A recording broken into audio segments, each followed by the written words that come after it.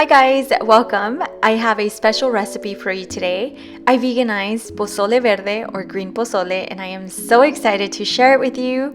It's delicious and hearty, and in Mexican households, pozole is synonymous with special occasions such as birthdays, holidays, really any celebration, sometimes just because. And I couldn't think of a better recipe to share with you to say thank you because I have reached 5,000 subscribers and I really can't wrap my mind around that. I feel very happy and humbled by your support. Thank you so much for watching my videos and leaving sweet comments, liking and subscribing to my channel. It really warms my heart to know that you like them as much as I enjoy making them. And as always, if you're interested in this recipe, let's get started. Alright guys, this veganized pozole verde recipe has a few steps, but overall it's easy to make.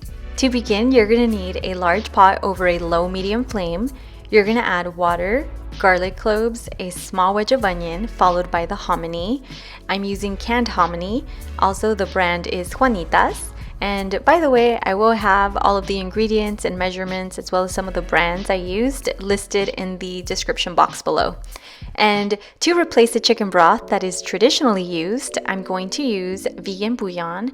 This one right here is a paste and it's concentrated and I love it. It's one of my favorites. It adds loads of flavor, more than vegetable broth in my opinion. But essentially that's what we're doing here. We're adding this concentrated bouillon to create a broth for the hominy to simmer. And while that's going on, let's move on to the chiles poblanos.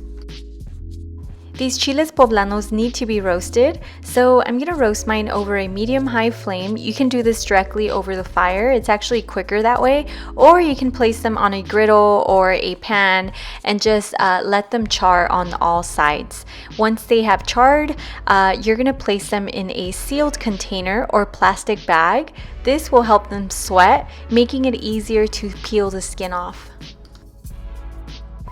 This is what my chiles look like after I removed the charred skin. Also, I rinsed them, and you also want to make a slit or cut them open and remove the seeds and stems. And once they are clean, you want to set them aside, and now we can move on to the tomatillos. They are also known as Mexican husk tomatoes, and I have already removed the husks as well as rinsed them clean. I placed them in this small pot filled with hot water that I had just boiled. I lowered the flame to a very low medium and they will cook until they're tender, something like this. Be sure to remove them as soon as they are soft and tender. Do not let them burst or tear open because that might actually make them bitter. Set the cooked tomatillos aside. Now onto the pepitas.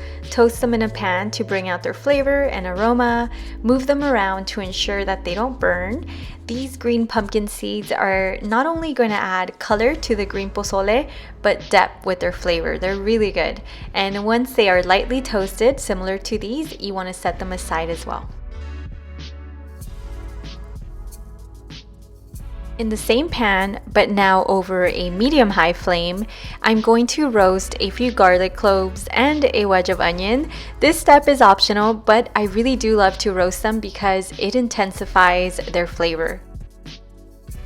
I'm now going to blend some of these ingredients to make the green salsa. Into my blender cup, I'm adding the tomatillos as well as some of the hominy kernels. And I'm doing this to thicken up the sauce as well as add more flavor. And this is actually my mom's tip. And it makes all the difference in the world, I swear. And this is optional. If you want a spicy kick, you can add 1 serrano pepper. I roasted mine as well. Also, you want to add the roasted garlic, the onion, the poblano peppers,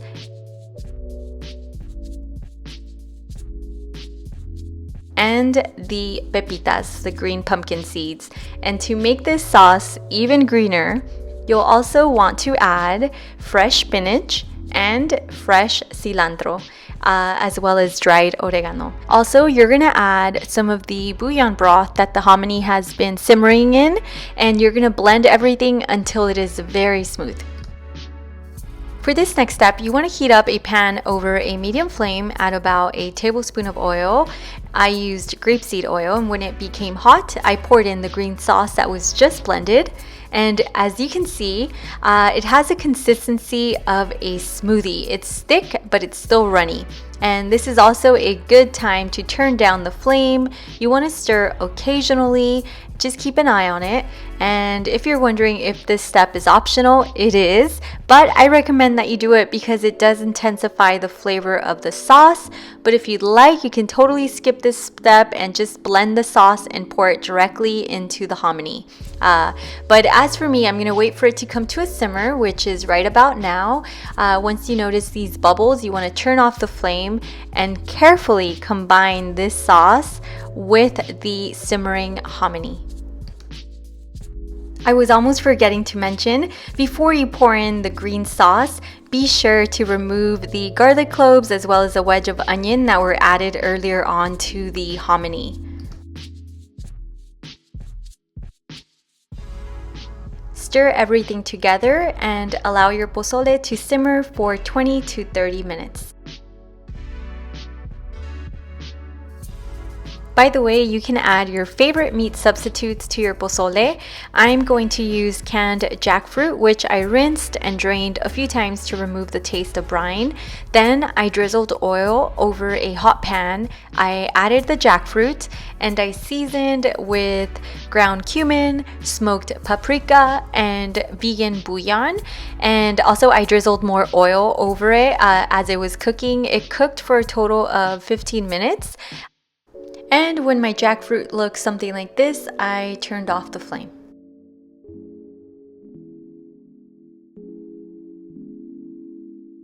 Alright guys, my pozole has been simmering for over 20 minutes. I am now turning off the flame. It is now ready to serve. I'm so excited. These colorful toppings are my go-to when it comes to enjoying pozole. I have a little bit of everything here. I have avocado, radishes, limes, dry oregano. I finely diced serrano peppers. Also, I have red cabbage and green cabbage, and of course, tostadas. But first, I'm gonna serve myself a heaping bowl of this pozole verde. I love adding lots of hominy. Next, I'm gonna grab a pinch of dry oregano into the palm of my hand, and with both palms, I'm gonna grind the oregano over my pozole. So as you can see, it's like a fine dust of dry oregano and it adds so much flavor. Now I'm adding the sliced red cabbage, and I just love the pop of color against the green pozole. It looks so pretty. And for added spice, I'm gonna add the finely diced serrano peppers over it. And now I'm adding slices of avocado as well as radishes. And last but not least, I'm gonna squeeze fresh lime juice over my pozole and my mouth is watering. Also, I haven't forgotten about the jackfruit chicken. I'm gonna add some of that into my bowl as well. By the way, if you make this jackfruit chicken, you can also mix it into the pozole pot. It'll be delicious, especially the next day when it absorbs all the flavors from the broth. As for me, I'm just gonna mix a little bit of the jackfruit chicken into each bowl as I serve them. Also, be sure to enjoy your pozole with tostadas. It's so good. Alright guys, this is how I veganize pozole verde. I hope you make this colorful recipe, add your favorite toppings.